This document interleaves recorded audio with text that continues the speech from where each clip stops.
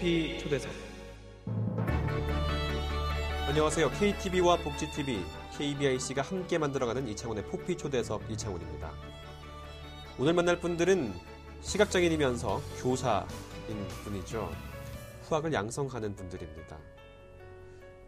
의미를 만들어가고 또 그들을 가르치면서 중요한 일들을 감당하고 있는 두 분, 양만석 교사, 김홍엽 교사 제 옆에 나와 있습니다. 안녕하세요. 네, 안녕하십니까? 반갑습니다. 네, 반갑습니다. 네, 반갑습니다. 이렇게 말 잘하는 분들과 또 만나게 되네요. 교사니까요. 텔레비전 어떠세요? 떨리신가요? 떨리죠. 김홍엽 선생님 어떠신가요? 아니, 떨립니다, 지금.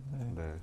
워낙 또 이제 이야기를 하시면 말씀을 잘 하실 테니까 시청자분들도 이제 시각장애 교사에 대한 여러 가지 이야기를 들으면서 이 방송을 또 즐겁게 또 의미 있게 즐겨왔으면 하는 바람을 갖게 되면서 방송 시작해 보도록 하겠습니다. 직접 이제 소개를 해주실 텐데 먼저 양만석 선생님 소개 한번 해주시죠.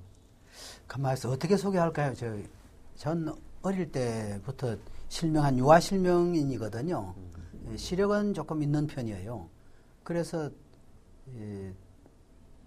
66년인가 23살에 맹학교를 졸업해서 그 당시 하도 환경이 척박했기 때문에 이 사회단체를 만드는 일을 했어요.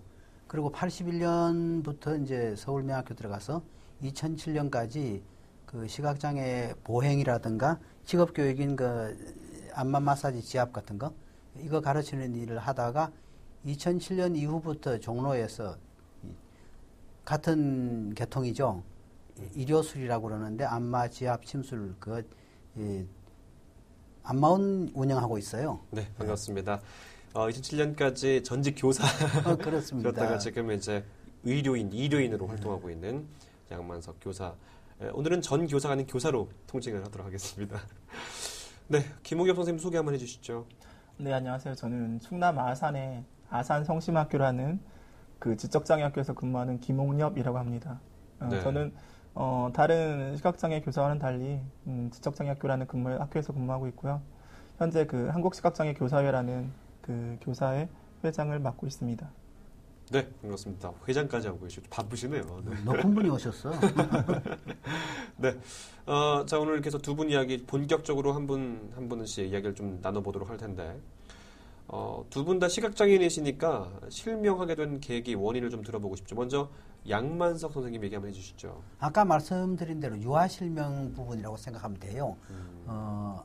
잘 모르지. 어른들이 먼저 알고는 얘가 눈이 안 좋으네 이렇게 됐을 거 아닙니까? 네. 그 3살인지 5살 때부터 나빴다고 하는데 나중에 병원에서 선천성 백내장하고 시신경 위축이라고 하대. 그래서 선천성 백내장과 신신경 위축. 예. 그럼 지금 시력 정도는 어느 정도? 지금 현재 치수로 표현하면 그죠? 사물을 구분할 수 있을 정도인가요? 색깔하고 한 50cm에서 손가락이 왔다 갔다 하는 거 보이는 거 있죠? 네. 그거를 하는 거죠. 한 30cm 앞에서는 핑거 카운터라 그래가지고 손가락 셀 수가 있어요. 그 정도 보입니다. 그러면 전맹과 저시력을 분류하자면 저시력에 가깝다라고 하면 될까요? 저시력 쪽보다 준맹이라고 그죠? 네. 그래서 흔히 내 이름이 이 학급에서도 반장 노릇을 해서 반장이고 눈이 반 보여서 반장님이고 그래요. 처음 듣는 언종인데 알겠습니다. 김홍엽 교사는 언제 어떻게 실명하셨어요? 저는 그 녹내장이라는 병으로 실명을 하게 됐는데요. 네. 점점 시력이 나빠져서 한 6학년 때쯤 되니까 칠판이 잘 안 보이더라고요. 아이고. 네. 그러니까 한 4학년 때부터는 칠판을 안 보고 공부한 것 같습니다. 네. 근데 6학년 때부터는 이제 칠판도 안 보일 뿐만 아니라 시험지도 잘 안 보여가지고 6학년 때까지 초등학교를 어렵게 졸업을 하고 15살 때 최종적으로 실명을 아예 거의 안 전명이 된 것 같습니다. 지금은 전혀 안 보이는 거예요? 지금은 안 보입니다. 준맹 한 분과 전맹 한 분과 함께 진행하게 되는데요. 참 가장 중요한 질문인 것 같은데요. 두 분 다 왜 교사를 하게 됐는지 좀 들어보죠. 양만석 선생님은 왜 교사를 하게 되셨어요? 원래 서울맹학교에는 당시에 50년도에 사범학교 과정이 있었어요. 거기를 졸업하고 그러면서도 이제 사회활동을 한다고 시작을 해가지고 한 14년 지났거든요. 그랬는데 후보의 그 재활교육이라고 하는 거 보행교육 있잖아요. 네네. 이것이 우리나라에 도입이 됐는데 정한인 교사분들을 이렇게 외국에 당시 쿠알라룸푸르인데 훈련을 보내고 이렇게 가지고 돌아오게 하고 그러고 훈련을 하고 이러면 처음에 간 분 한 분은 너무 힘들어서 고혈압으로 쓰러지고 두 번째 분은 또 그 재활원 같은데 뭐 계셨지만 좀 이제 그렇고 세 번째 분은 가다가 원래 목적이 다른 한 나라에 가고 싶어서 출국을 했다가 다른 나라에 갔다가 잡혀왔어요. 그러니까 화가 좀 나더라고. 이게 도대체 장애인들 이용하는 이런 내가 직접 좀 해봐야 되겠다. 그래서 그 프로젝트를 국내에서 내가 연구를 하기 시작을 했는데 그렇게 하고 나서 하다 보니까 이제 76년 교육과정 개편할 때부터 맹학교육 그 보행교육이 정식으로 들어왔거든요. 네. 들어와서 81년은 서울명학교에서 이거 좀 해보자. 그러니까 마치 처음에는 자원봉사처럼 시작을 했다가 결국 나중에 명학교에서 졸업 끝을 맺는 결과가 됐어요. 그러니까 시대 흐름 속에 같이 예, 그렇습니다. 교회를 같이 해 오시면서 이게 필요하고 또 내가 한번 또 해봐야겠다. 근데 흐름 속에 몸을 좀 맡기는 그렇게 되죠. 결과네요. 네, 알겠습니다. 김홍엽 교사는 왜 내가 선생님이 돼야겠다라는 마음을 먹게 됐는지 계기가 궁금한데요. 이런 질문을 많이 받게 되더라고요. 이렇게 네. 뭐 어디 나가게 되면 왜 교사가 됐는지. 그렇죠. 예. 저는 물론 그 시각장애인의 어떠한 직업에 있어서 안마나 침이 가장 중요하다고 생각하고 있는 사람 중에 하나고요. 근데 일단 그 안마랑 침을 제외한 어떤 그 교육 그 직업군으로서 교사에 대해서 솔직히 좀 어렸을 때는 교사보다는 좀 더 그 대학교 강단에 쓰고 싶은 게 꿈이었습니다. 교수요? 네네, 교수요. 근데 이제 아무래도 현실적으로 사람이 변하더라고요. 그래서 내가 교사가 됐으면 좋겠다. 그렇다면 왜 내가 교사가 돼야 할까? 그런 저에게 나름의 어떤 물음표를 던졌을 때 보니까 제가 장애인으로서 그러니까 제가 특수교육을 전공했지 않습니까? 네. 그래서 장애인으로서 저와 같은 장애 학생을 가르치는 게 참 보람되겠다 하는 생각에서 이 교사가 된 것 같습니다. 보람된 일을 하고 싶고 내 후배들 또는 장애인 후배들이 조금 더 나은 길, 의미 있는 길 갔으면 좋겠다 이런 마음에서 했다라고 볼 수 있겠네요. 네, 맞습니다. 자, 지금 말씀하셨는데 김홍엽 선생님 그러면 언제부터 그 교사로서 활동하셨어요? 저는 그러니까 2007년부터 교직에 들어오게 됐는데 처음에 2007년도는 이제 춘천에 있는 시각장애학교에서 근무를 1년 정도 했었고요. 2008년 충청남도 교육청의 임용 시험을 통과를 해서 2008년부터 현재까지는 충청남도 교육청의 특수학교에서 근무하고 있습니다. 특수학교, 아까 지적장애 학생들 가르친다고 하셨잖아요. 네네, 지적장애 학교에서. 그러면 그 학교에서도 어떤 과목들 가르치는지 궁금한데요. 이 부분이 가장 중요한 부분이긴 한데요. 네. 전맹 시각장애 교사가 지적장애 학교에서 과연 무엇을 가르칠 수 있을까 하는 그런 부분에 있어서 그래도 음악이라는 과목이 가장 적합하다는 생각을 했었고 또 주위에 있는 여러 선배 교사들이 또 추천도 해주셨고 해서 지금 현재 그 음악을 가르치고 있습니다. 알겠습니다. 자, 지금까지 이렇게 또 개인적인 지금 어떤 일을 감당하고 있는지를 얘기 좀 들어봤는데 좀 더 깊은 얘기 나눠보도록 하죠. 좀 우리 사회에서 장애인 교원 어떤 현실인지 좀 얘기를 들어보도록 하겠습니다. 참 그 얘기를 먼저 듣기 앞서서 양만섭 선생님이 계실 때는 이 장애인 교원 임용 어느 정도였나요? 그때는 그 시각장애인 특히 이런 경우에는 거의 시각장애 학교에서밖에 근무를 안 했죠. 시각장애 학교에서도 시각장애인이 아니면 안 되는 일요라고 하는 과목 있잖아요. 네. 그것만 주로 시각장애인이 하는 걸로 하고 다른 분야는 거의 뭐 시각장애인이 진출하기가 힘든 그런 실정이었어요. 그때 그게 1990년대까지 그런 기조였나요? 90년대까지도 그랬고 지금도 이 분리교육을 하고 있는 시각장애 학교에서는 점점 그것이 심화되고 있어요. 전국에 12개 명학교가 있지만 거기서 그 비의료 분야, 일반 분야를 가르치는 시각장애인 교사는 내가 알기로 별로 없는 줄로 알아요. 그게 뭐 컴퓨터 정도만 맞죠? 그런 뭐 제한적인 부분이 있지만요. 그래서 이 우리 말로 이 비시각장애인계 바깥에서 활동하는 우리 교사분들은 아주 이중 십자가를 지고 있다. 굉장히 그 중요한 책임을 지고 있고 앞으로 이분들의 그 노력에 따라서 앞으로 시각장애인의 그 진로가 또 참 그 제3, 제4 방향으로 열릴 수 있느냐 없느냐 하는 기로에 있는 그런 그 전초적인 위치에 있는 분들이라고 봐요. 그래서 한편 미안하고 한편 고맙고 또 경우에 따라서 실망스러운 소리가 들리면 들어 화도 좀 나고 그렇죠. 자, 이런 질문 제가 드린 이유는 그 전에 이렇게 많이 좀 적었고 제한됐다는 얘기를 하셨는데 김홍엽 선생님이 이제 그 임용을 볼 당시 얘기를 좀 들어보도록 하죠. 지금 많이 그래도 늘어난 추세죠? 어느 정도인가요? 현재 한국시각장애 교사에 그 가입돼 있는 그 선생님들은 대략 60여 명 정도 됩니다. 네. 근데 이게 현재 우리 교사에만 알려진 상황이 60여 명이지 그 교육부에서 2013년에 그 조사한 바로는 대략 500여 명이라고 그 조사 결과는 나왔는데 아무래도 이제 어떤 보조공학기가 필요한 시각장애 교사들은 저희들 교사회에 속한 한 60여 명이 되지 않을까 하는 생각이 듭니다. 이 시각장애 교사들이 좀 더 잘 양성되기 위해서 어떤 부분들이 필요할까요? 어떤 느낌이 드세요? 글쎄 이건 개인적인 소견인데요. 네.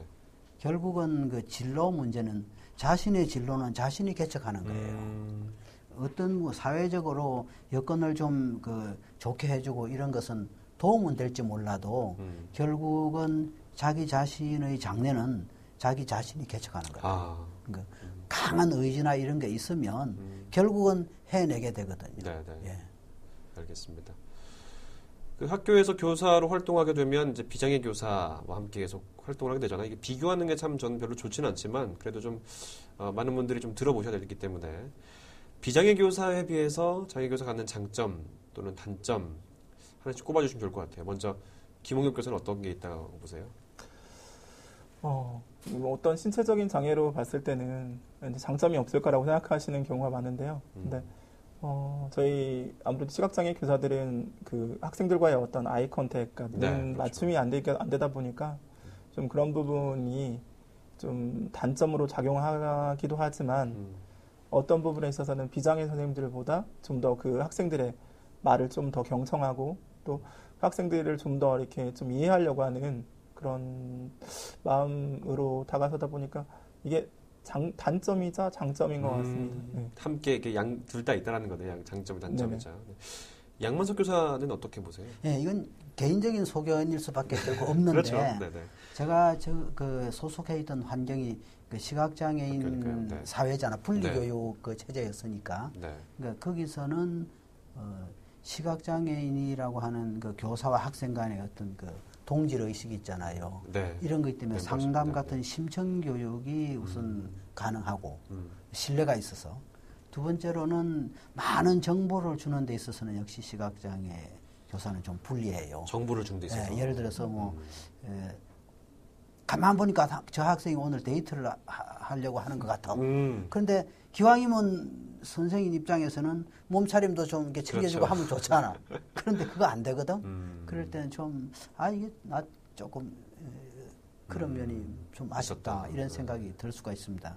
그리고 학교를 그만두고 요새 제가 이제 그 사회교육 쪽 무슨지 일반 그 기업이라든가 뭐 특히 그 요새 그 금융관계 있잖아요. 그런 쪽에 이제 교육을 가보면 장점은 시각장애인이 왔다 우선. 그러니까 상당히 그 사전적인 인물로 생각을 해요. 그 얘기가 쏟아져 나오면 웬만한 얘기에 다 경탄을 하고 그런 거 있죠. 그렇지만은 그 교육 현장에서 지금 어떤 계층의 사람들이 내 얘기를 들으려고 왔는가 금방 이게 무대가 장악이 안 돼요. 그런 단점이 있어서 가끔 분위기 안 맞는 소리를 해가지고 당혹하게 되는 경우가 있거든. 그럴 때는 뭐 할 수 없이 그냥 엉뚱한 실없는 소리 한마디 해서 그 분위기를 조크로 반전시켜야 돼요. 그런 또 어려움들이 있습니다. 알겠습니다. 그 김홍엽 교사가 아까 얘기했던 것처럼 소통에 대한 문제를 얘기하셨는데 그 단점 어떻게 그 보완하세요? 저는 이제 저희 지적장애교의 특성상 학생들이 말을 못하는 학생들도 있고 또 이제 학생들 중에는 말을 좀 하는 학생들도 있고 그런데 이제 이 학생들에게 제가 이렇게 다가설 수 있는 부분은 학생들의 말을 잘 들어주고 좀 그러니까 애들이 보면은 약간 정에 굶주려 있다고 해야 하나요? 그러니까 그래서 예, 학생들의 그런 어떤 손 한 번이라도 잡아주면서 얘기도 들어주고 같이 정말 편한 그런 어떤 사람으로 이렇게 다가섰을 때 학생들이 먼저 알게 되더라고요. 네. 자, 그렇게 어려운 부분들을 지금 계속 해오면서 어떠세요? 김홍겸 선생님은 지금 그 학교에서 어려운 점 혹시 없나요, 개인적으로? 학교에서 어려운 점이요? 네. 근데 이거는 이제 시각장애인으로서 겪는 어려움보다는 네. 우리 이제 지적장애학교에 근무하시는 선생님들의 대다수의 그런 어떤 어려움이라고 할 수 있는데요. 이제 아무래도 학생들의 수준이 5살 이하 정도 수준밖에 안 되거든요. 지적 능력 네. 수준이. 그러다 보니까 가르치는 게 대부분 매번 똑같거나 아니면 되게 낮은 수준의 그 수업을 하게 됩니다. 그러다 보니까 내가 과연 이게 교사인지 어떤 때는 학생들을 어떻게 보육을 하는 교사인지 그런 부분도 있고 그래서 이런 어떠한 매너리즘에 빠지게 되는데 그런 부분에 있어서 약간 저도 많은 고민을 했었고 그래서 이런 부분을 약간 이기기 위해서 자기 개발 또 자기 연수를 통해서 이런 부분을 이렇게 이겨내려고 노력을 했습니다. 자기 연수나 이렇게 동료 모임을 통해서 이거 해결하시는 거군요. 네네. 알겠습니다. 양만석 선생님은 어떠셨어요? 학교에서 생활을 하실 때 많은 어떤 개인적인 어려움이 있으셨는지 궁금한데요. 글쎄 어려움 이게 이제 시각장애인들이 사는 그 생활 배경하고 밀착된 것이 이제 내가 겪고 있는 어려움이었는데 그때나 지금이나 지금 우리나라가 이제 처해 있는 현실 또 특수교육에 대한 이해 같은 것이 좀 자꾸 이제 현장하고 차이가 생깁니다.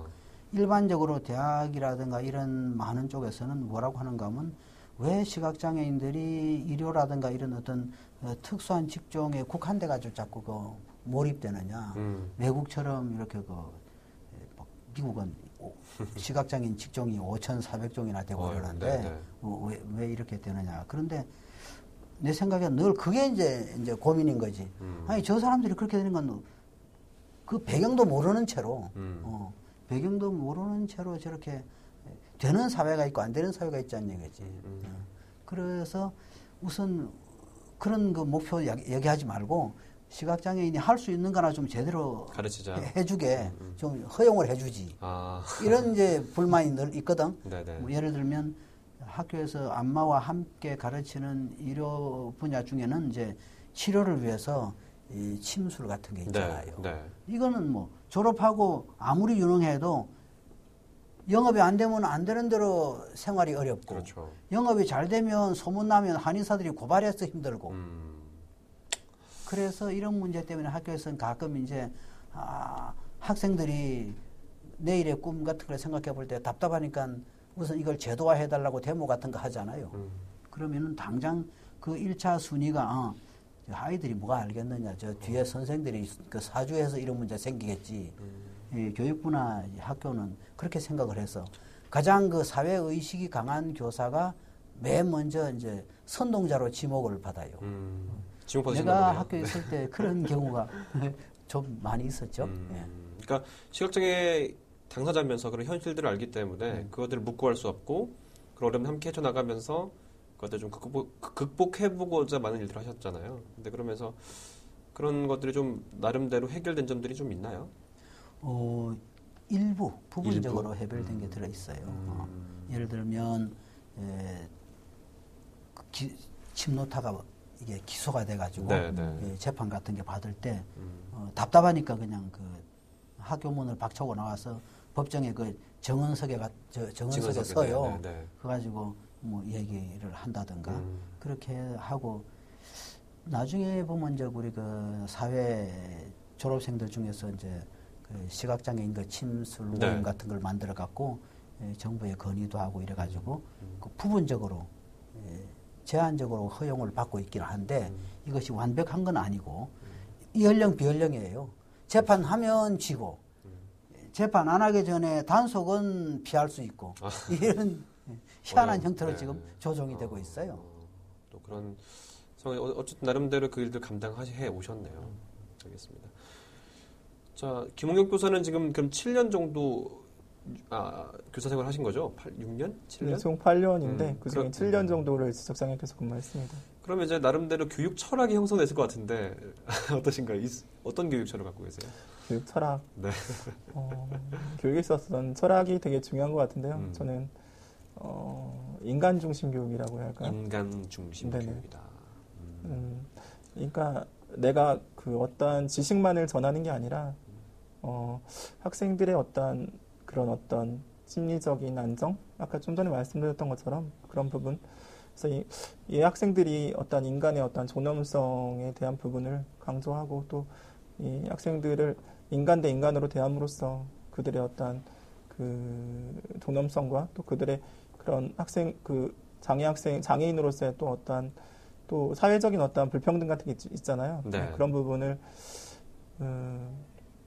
동료 장애인으로서 제가 좀 더 이해해주고 또 위로도 해주고 그럼으로써 이제 그렇게 따뜻한 마음으로 다가서는 게 저의 교육의 어떤 철학이라고 할 수 있을 것 같습니다. 양만석 선생님은 27년 정도 학교에서 가르쳐 오셨는데 양만석 선생님의 또 교육 철학도 궁금합니다. 간단해요. 줄에 그렇게 길게 할 거 없잖아. 편안한 마음 가지고 잘 먹고 잘 살아라. 그게 다예요. 그렇게 하기 위해서 학생들을 가지고 데리고 놀고 가르치고 하는 것이 내 교육의 목표자 방법이고 행동 강령이에요. 네, 지금까지 두 분과 함께 두 분의 개인적인 이야기, 특히 또 사회 변화적인 이야기, 교육 철학까지 다양한 이야기 나눠봤습니다. 다음 시간에는 두 분의 개인적인 에피소드를 중심으로 더 즐겁고 의미 있는 대화를 이어가 보도록 하겠습니다. 오늘 포프쇼에서 여기까지입니다. 저는 다음 이 시간 10시에 찾아뵙겠습니다. 고맙습니다.